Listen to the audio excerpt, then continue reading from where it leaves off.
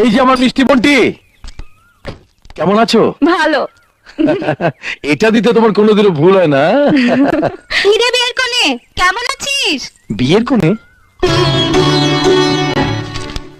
কবে হচ্ছে? এই মাসের 25 তারিখে। দাদা, তোমাদের দুজনকেই কিন্তু আসতে হবে। নিশ্চয়ই আসবো।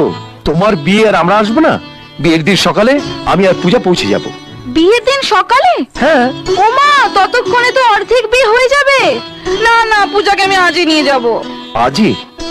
বিয়ের তো এখনো 15 দিন বাকি। আচ্ছা দাদা, হ্যাঁ, এটা যদি পূজার বিয়ে হতো তাহলে তুমি আমাকে কতদিন আগে আসতে বলতে? 1 মাস আগে তো বটেই। তুমি পূজার সবচেয়ে প্রিয় বন্ধু। কোণে সাজানো থেকে কোণে বিদায় সবই তো তোমাকে করতে হবে। আমি যেমন পূজার প্রিয় বন্ধু, পূজাও তো আমার প্রিয় বন্ধু। তাহলে আমার বেলা নিয়মটা উল্টা হবে কেন? আসলে ওকে ছেড়ে একটা দিনে তো থাকিনি। দাদা প্লিজ প্লিজ প্লিজ, তোমার এই মিষ্টি বোনের আবদারটা তোমাকে রাখতেই হবে।